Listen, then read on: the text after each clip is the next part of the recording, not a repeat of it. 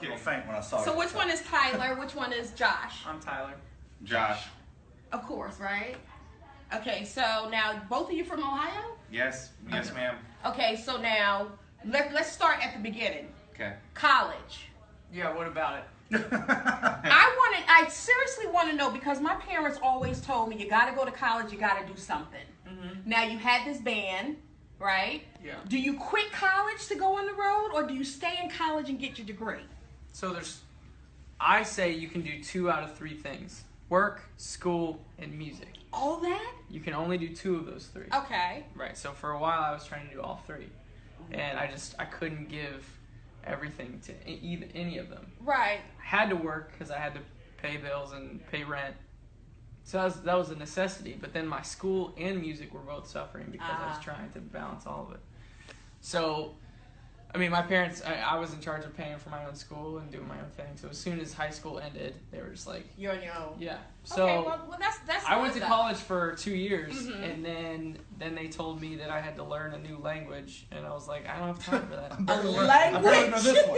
Well, yeah, I didn't know what I wanted to major in, so I was just a communications major, which is just means you don't know what you want to be. Exactly. And you figure it out eventually. around year 2, they say that you have to learn a language, and so I started taking Spanish. I thought I knew Spanish really well. I actually tested into the 2nd level of it, but the first day, you know how the professor always picks one student out to read the syllabus, and you were that kid. I was that kid, and I left that class and got online and dropped out right then. Wow. Smart man. So you weren't going to be a Spanish professor, I get it. No, I mean, I respect Spanish, but I'm just not very good. Not ready to learn. So now let's talk. We are here today. You guys have won Grammys. You guys have done an awesome job. I want to know if there was ever a time before your success that either of you looked at each other and said, dude, we need to get a 9 to 5. Geek Squad. Exactly. I mean, do you not give up? But at some point, you got to have that conversation, or even to yourself, like, dude.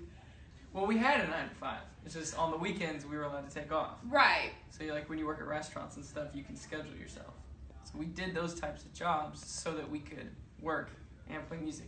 But I get what you're saying. Yeah, I mean, there was one show we played, I forget where it was, but I mean, there's. he's like, oh, what I'm talking about? Yeah, I know that show. I know that one show. But yeah, I mean, I remember a particular show. I have no idea where it was, but there was no one there. It's like we played in front of. Well, it was 2 people. Well, we played in front of the band that was playing next. Right.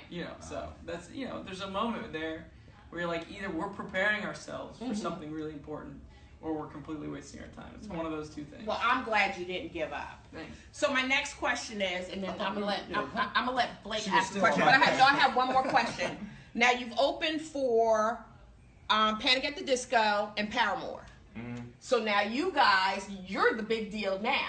Do you ask them to come open for you? And I don't want to start a riff. I really don't want to start a riff, but that question is the one I wanted to ask you.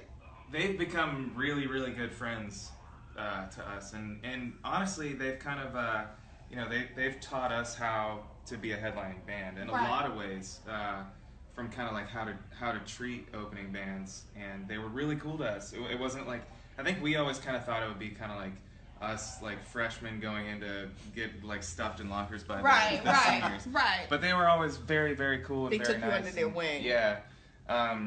Now I have no idea. They're such cool bands, and they're kind of doing their like big things too. I think selfishly we'd love to like tour with them just because they're great friends. Right. But I don't even know what that looks like right now. That looks like a kick-ass show. That's what it looks like to me. It'll be a lot of fun. Exactly. All right. So my question is, every artist, I feel like anybody who has that passion has that moment where they want to give up. And instead of asking who your role models were, like musically, who pushed you in your personal life to keep going forward? I think one of the biggest ones is we push each other. Yeah. Because I think we both kind of knew where we were at. And I don't know, I think we would offset each other sometimes too. If he was super bummed about how things were going, then, we'd try to encourage each other. You compliment one another. Yeah, and I think that we've both believed in this so hardcore since the beginning. And then as things kind of like started to roll, where there was like other people who would come to shows and make the music theirs, then they started to push us forward. Now, if we're having an off day or something, then those kids who are outside right now, they're the ones who continue to push us. That's awesome. Well, this is 21 Pilots, Josh and Tyler, 2-1. And if you're not here, it's a sold-out concert. They're from Ohio, by the way, so that means they're gonna move to Charleston pretty soon because everybody from Ohio moves here. Thank you guys so much. Thank you. Awesome. Absolutely. Can't wait to see the show tonight. Thank you so much. Thank you.